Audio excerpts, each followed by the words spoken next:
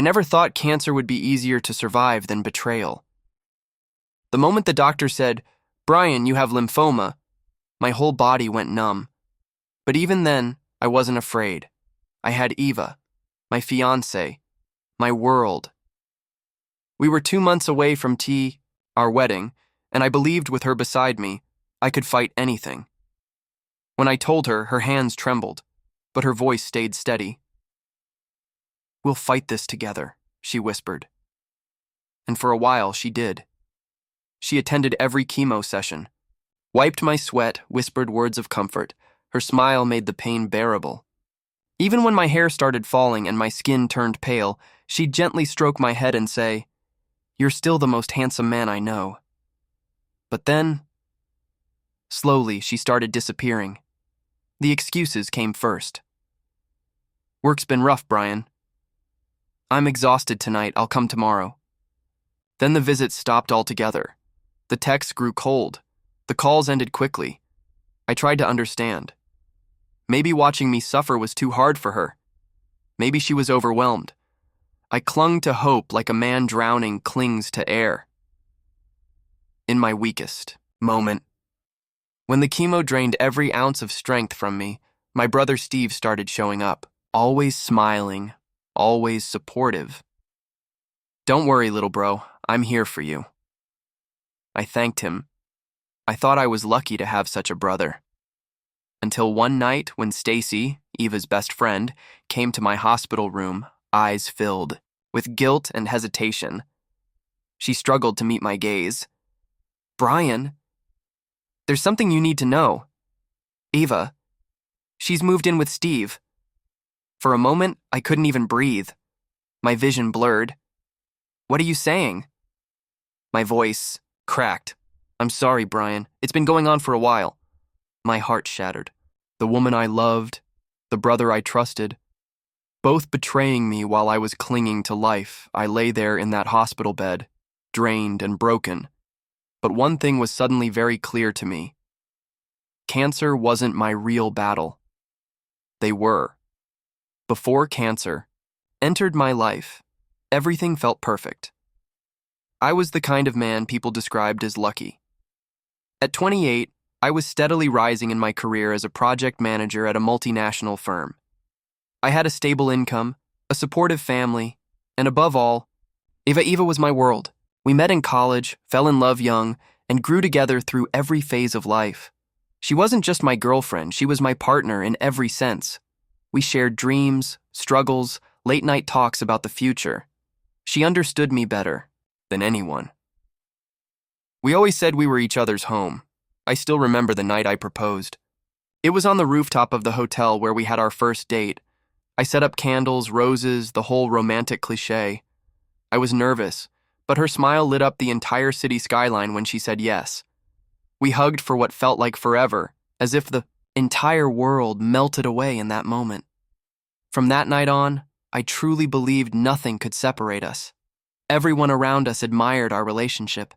Even my older brother Steve often joked, "You two are disgustingly perfect." I'd just laugh it off, proud to have found my soulmate. Steve and I had always had a complicated relationship growing up. Classic older-younger brother dynamics. He was always a bit more charming, a bit more successful, always one step ahead. But we never really competed, or at least that's what I thought. Steve had a way with people, charming, smooth, always knowing the right thing to say.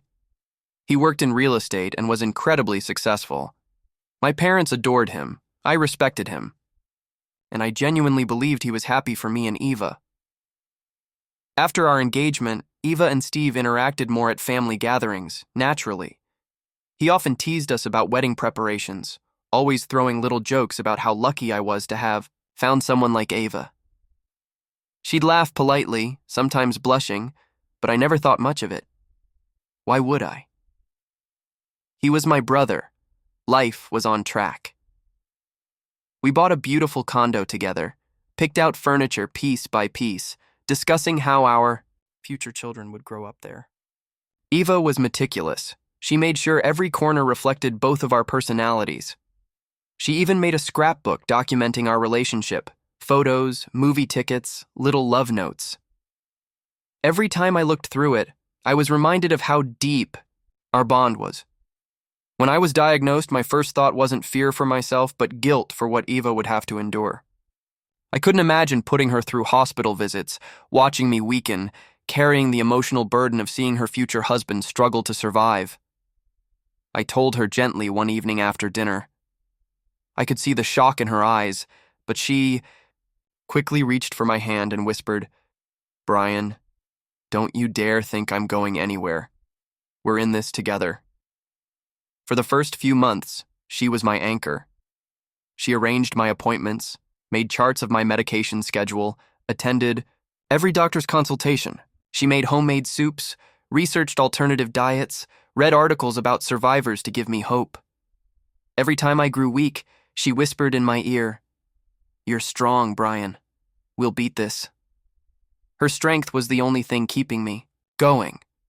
I remember once during a particularly brutal chemo session I broke down. My body ached, my mind grew darker, and I muttered, "Eva, what if I don't make it?" Without hesitation, she placed her hand on my cheek, eyes shining with determination. "Then we fight harder, and if you fall, I'll lift you up." In those moments, I believed she loved me beyond measure. But what I didn't see, what I couldn't have even imagined, was the quiet shift happening behind my back. The moments when she stopped answering calls because she was running errands. The sudden business trips Steve started taking closer to where Eva worked. The occasional slip-ups, a perfume scent on Steve's jacket, unexplained absences. Hushed conversations when I entered the room. I was too trusting. Or perhaps too desperate to hold on to the belief that Eva would never betray me, especially not during my weakest moments. I thought Steve's increased presence was simply brotherly support. After all, who wouldn't be grateful for a family member stepping up when life crumbles? But Stacy, Eva's closest friend since college, saw what I refused to. She visited me often, bringing flowers, checking on my condition. I could sense her unease every time Eva's name came up, but I dismissed it, thinking she didn't want to worry me. Only later would I realize Stacy had been battling her conscience for weeks, watching helplessly as Eva and Steve betrayed me behind my back. I clung to the illusion that love conquered all, even while the cracks in our perfect life deepened. I blamed my illness for Eva's coldness, for Steve's sudden overprotectiveness. I made excuses for their growing closeness, because admitting the truth would mean admitting that the two people I trusted most were capable of something far worse than cancer. I thought I was fighting for my life, but the real war was only beginning. The first real crack appeared on a rainy Wednesday afternoon. I had just finished a grueling chemo session and waited for Eva to pick me up. She was supposed to arrive at 4 p.m., but by 5:30 she still hadn't shown. My calls went unanswered. I sat there alone in the cold hospital lobby, shivering, not from the rain but from something far heavier. Eventually, I called Stacy.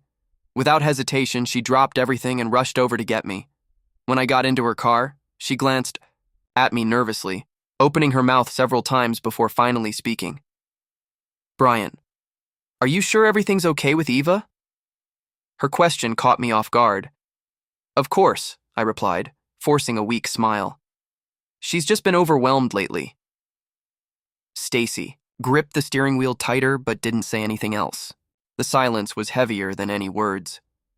When we reached home, Eva was there, casually sitting on the couch, scrolling through her phone like nothing had happened. "Oh my God, Brian, I'm so sorry. I lost track of time. The meeting ran late." Wanted to believe her. I nodded, forcing myself to smile. "It's okay. I got a ride from Stacy." Eva's eyes flickered for a moment when I mentioned Stacy's name, but she quickly masked it with a sweet, guilty expression. "Thank you, Stacy. You're a lifesaver." That night, I barely slept. Something didn't feel right. The warmth I used to feel around Eva was slowly being replaced by a chill I couldn't shake. But still, I told myself it was the illness playing tricks on my mind. The following weeks were a blur of treatments and exhaustion. Eva continued to fade, less attentive, more distant. Her phone, once left openly on the counter, was now always face down, locked. She started working late more frequently, sometimes not coming home until well past midnight. Every time I asked where she was, her answers were short. Meetings, work dinners, clients. Always believable, always hollow. Steve, meanwhile, visited me almost every other day. He brought expensive supplements, offered financial help, reassured me everything would be fine. I was grateful. At least someone was stepping up while Eva was busy. One evening, Steve and I sat on the balcony. He handed me a glass of warm tea and looked out at the city lights. "You're strong, Brian. You'll get through this." "I hope so," I whispered. "Eva's been so stressed." "I hate putting her through this." Steve's lips curled into a faint smile. "She's doing her best. It's not easy for her, you know." There was something in his tone, subtle, almost too careful. But again, I brushed it off. I was too tired to think, until one night everything collapsed. I had fallen asleep early but woke up around 2 a.m. to get some water. As I passed Eva's study, I heard her voice, soft, intimate. The door was slightly ajar. Out of instinct, I paused. "I can't stay much longer tonight," she whispered. "He's been suspicious lately." "No, Steve, please don't say that. You know how complicated this is." "Steve." My entire body froze. My legs weakened, and I had to lean against the wall to stay upright. My heart pounded louder than her voice. I couldn't hear the rest of the conversation because my mind was already spiraling. Steve, my brother, the man I trusted. The one who had been comforting me while stabbing me in the back. I quietly retreated to the bedroom, clutching my chest as waves of betrayal crashed over me. Hours passed before Eva returned to bed, her perfume still faintly mixed with cologne I didn't recognize as mine. The next morning, I acted as if nothing had happened. I needed to know for sure. I needed proof. I installed a small recording device under her car seat and another in her study. I hated myself for doing it, but I needed the truth. The recordings didn't take long to confirm my worst fears.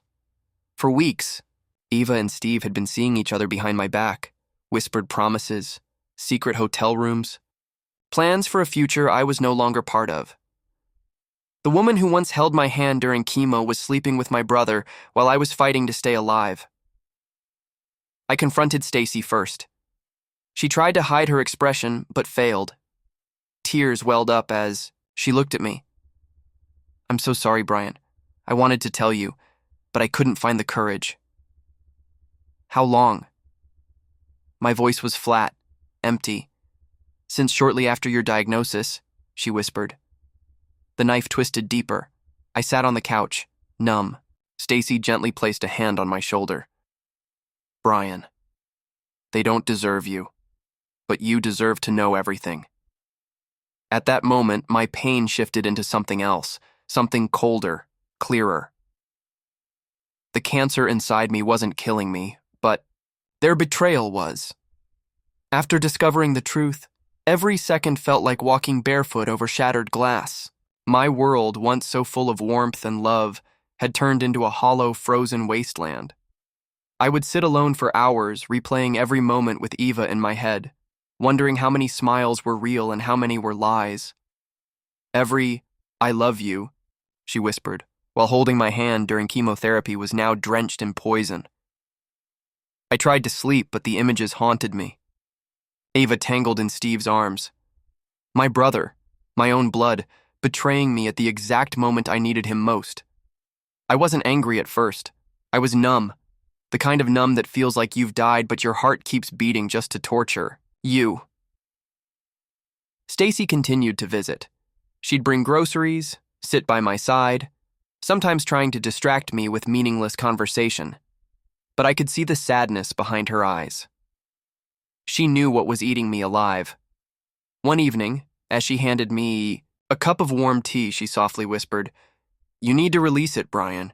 Keeping it inside will destroy you." I shook my head, my voice barely audible.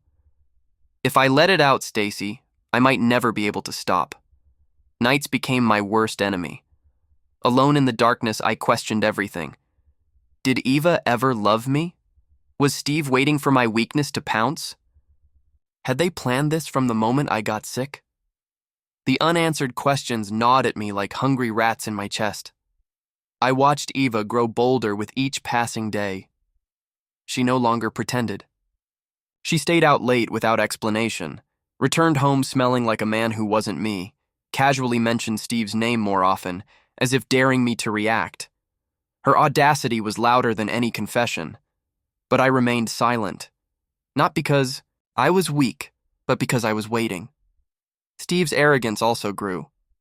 During family dinners, he spoke with confidence, boasting about his business ventures while throwing side glances at Eva, who played her role perfectly, smiling softly, avoiding eye contact with me. My parents remained blind, proudly complimenting Steve's success, completely oblivious to the storm beneath the surface. The hardest part wasn't their betrayal, it was pretending I didn't know, pretending that I still trusted them, pretending to eat while my stomach twisted itself into knots, pretending I was still the weak, dying man they thought they could discard like garbage. But deep inside, something was shifting. I visited my doctor again for a follow-up. After several tests and scans, the doctor leaned forward, his expression serious but strangely relieved. "Brian, I have some news. We've reviewed your biopsy thoroughly. There was a mix-up at the lab. You don't have lymphoma." I blinked. "What?" "You're not dying, Brian. You had a misdiagnosed autoimmune condition. It's treatable. You're going to live." For a few moments, I couldn't move. My brain couldn't process the words. No cancer? Life? A future? When I finally walked out of the hospital, the rain poured heavily, but I barely felt it. I tilted my head back, letting the cold drops wash over me like a baptism. I wasn't dying, but everything else around me was. That night, I sat alone in my living room, staring at Eva's photos on the wall. The woman who had promised to stand by me. The woman who had chosen my brother over me the moment she thought I wouldn't survive. Finally felt the rage build, but it was no longer wild or uncontrollable. It was cold, focused, calculated. The kind of rage that doesn't scream. It plans. Stacy was the first person I told. She gasped, her eyes filling with tears of relief. "You're going to live, Brian, you're free!" I smiled bitterly. Not yet. The real battle was only beginning. Now that my life was no longer at stake, I saw everything differently. Their betrayal wasn't just personal, it was strategic. Steve wanted my fiancée, Ava wanted stability, and both saw my illness as an easy exit from their guilt. I began quietly gathering evidence, bank statements, secret recordings, hotel receipts, Eva's late-night rendezvous with Steve carefully documented. My mind shifted from grief to precision. Every day was a new opportunity to collect one more piece of the puzzle. Meanwhile, Eva continued living her double life openly, confident I was still too weak to do anything. Steve kept playing the concerned brother, even sending texts like, "Hang in there, bro, we're all here for you." I stared at those messages, marveling at their audacity. They thought they'd already won. They thought I was finished. I was far from finished. Every time I saw them together now, I no longer felt heartbreak. I felt a strange calmness, like a man standing in a burning building with the extinguisher already in hand, just waiting for the right moment to act. The deeper they sank into their illusion of victory, the higher I built my silent case against them. The storm hadn't hit yet, but it was coming. Just as I thought the betrayal couldn't get worse, the universe handed me another ugly truth, one that made their entire game even filthier. Steve had always been ambitious, but lately, his success had skyrocketed unusually fast. Multiple new real estate deals, luxury cars, a brand new penthouse. It didn't make sense, even with his skills. Stacy had noticed it too. One afternoon, she hesitated before finally speaking. "Brian, there's something odd about Steve's company finances. I overheard some things through mutual friends." I frowned. "What kind of things?" "They say he's been using insider connections. cutting deals that shouldn't even exist. But most of all, she paused, lowering her voice. He's been laundering money using your name. My stomach twisted. What? After your diagnosis, Steve forged your signature on several joint assets. You were too weak to notice. He shifted some properties and business interests into his name, using your deteriorating condition as cover. I clenched my fists. This wasn't just betrayal, it was calculated theft. While I was lying in hospital beds throwing up from chemotherapy, my brother wasn't just sleeping with my fiancée, he was stealing my entire future. For weeks, I dug deeper. Financial records, real estate transfers, fake legal documents. He had slowly stripped away assets that should have been mine and redirected them under the guise of family management to avoid suspicion. My parents were completely unaware, believing Steve was simply helping me stay afloat during my sickness. Eva, of course, was complicit in all of it. Her name appeared on several transfers too, under Steve's newly formed shell corporations. They weren't just building a life together. They were building it on everything I had built for myself. The rage I had kept contained started burning, hotter. Then came the perfect opening. Steve and Eva announced their engagement publicly. Not quietly, not subtly, but with full-blown arrogance. Lavish photo shoots, luxury venues, magazine features. They flaunted their relationship like it was some fairy tale, painting me as the tragic ex-fiancé who couldn't be saved. The public ate it up. Articles described Eva as a strong woman who found love again after tragedy. Steve was painted as the devoted brother who stood by her side. Reading those headlines made my blood boil, but they also made one thing very clear. They thought I was already buried. They had no idea I was standing right behind them, quietly preparing their collapse. The day their wedding invitations were sent out, I received mine too, as if mocking me. A golden envelope, embossed with their names intertwined. Stacy glanced at it, disgusted. "Are you going to go?" I smiled coldly. I wouldn't miss it for the world, because that day wouldn't be their celebration, it would be their reckoning. The day of their wedding arrived like a storm I had been preparing for. The venue was grand, a 5-star luxury hotel, chandeliers glittering, cameras flashing, hundreds of guests smiling, completely unaware of the avalanche about to bury the couple standing at the altar. I walked in alone, dressed sharply, calm as ever. My entrance drew whispers from some who recognized me. Others whispered behind their hands, "Isn't that Ava's ex-fiancé? The one who had cancer?" They didn't know the full story. Not yet. Steve stood tall at the altar, flashing. His signature arrogant smile. Eva stood beside him, radiant in her designer gown, draped in diamonds that likely came from the fortune they stole from me. They looked like royalty, but their empire was hollow. As the ceremony began, the officiant cleared his throat. "We are gathered here today to witness the union of..." The massive screen behind them suddenly flickered. The officiant paused, confused. Guests turned to look at the screen as it came to life. At first, just static. Then a video began playing. Their smiles froze. The first clip was of Eva sitting in our living room months ago, holding my hand, whispering, "Brian, I'll never leave you. We'll fight this together." Gasps rippled through the crowd. Some smiled sympathetically at the poor ex-fiancé. But then the footage shifted.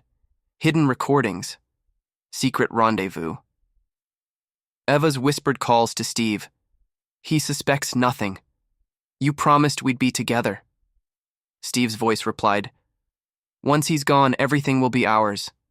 The audience fell silent. The next clip showed financial documents I had uncovered. Transfers, forged signatures, evidence of assets stolen from me during my chemotherapy. All signed off by Steve and Eva.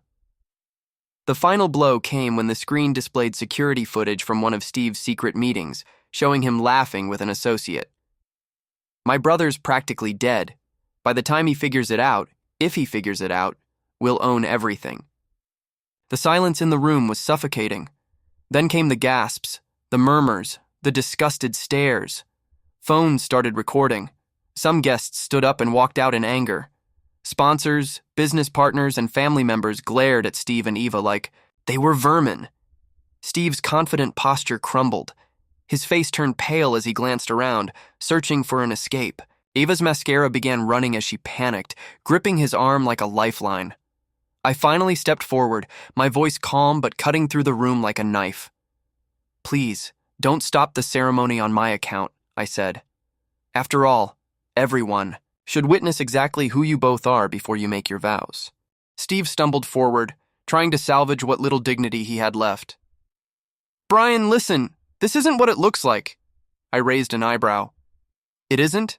Then explain to everyone how you slept with my fiancée while I was dying, or how you forged my name to steal my properties, or perhaps explain the financial laundering. Shall we go through the documents one by one?"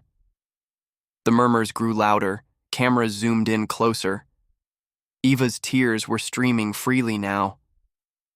"Brian, please. You don't understand. I didn't mean for it to happen." "You didn't mean for it to happen?" I echoed, my tone venomous. "While I was vomiting my organs out during chemo, you didn't mean to move into my brother's bed? While I was begging you for emotional support, you didn't mean to siphon off my money with him?" "Spare me, Eva." Steve stepped between us, desperation flooding his voice. "We can fix this, Brian. Don't ruin us." "You already ruined yourselves," I said coldly.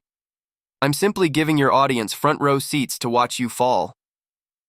The tension broke as police officers, whom I had arranged to be present, entered the hall. I nodded at the lead detective. He held up arrest warrants. "Stephen Reynolds, Eva Morrison, you're both under investigation for fraud, financial crimes, and identity theft." Eva broke down, falling to her knees. "No, please, don't do this, Brian. We're family." "Family?" I smiled bitterly. "Family doesn't bury you while you're still breathing." As they were handcuffed, the media swarmed like vultures, capturing every second. Steve shouted, "You're doing this for revenge!" I looked him dead in the eye. "No, I'm doing this for justice." The guests watched as security escorted them out in disgrace. The lavish wedding collapsed into chaos. Sponsors withdrew their support on the spot. Business partners severed ties. The empire they tried to build on my grave crumbled before their eyes. My parents stood in stunned silence. My mother tried to approach me, guilt weighing heavily in her eyes.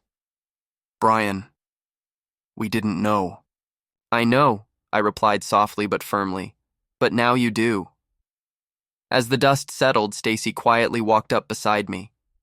She had been watching the entire storm unfold, standing as my silent pillar throughout it all. "You did it," she whispered. "I had no choice," I said. "They left me no choice." That night, I sat alone on my balcony, staring into the city lights. The war was over. The cancer didn't kill me. Their betrayal didn't break me. I had survived everything they threw at me, and I stood stronger than ever. The scandal exploded, like wildfire. Within 24 hours, every major news outlet was covering their fall from grace.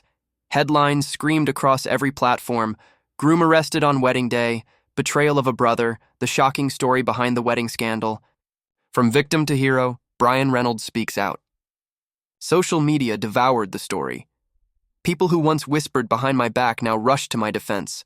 Strangers offered words of support, praising my strength, my calm vengeance, my refusal to crumble. What once felt like unbearable humiliation transformed into public sympathy. Steve's company stock plummeted overnight. Investors withdrew in droves, and regulators descended like vultures.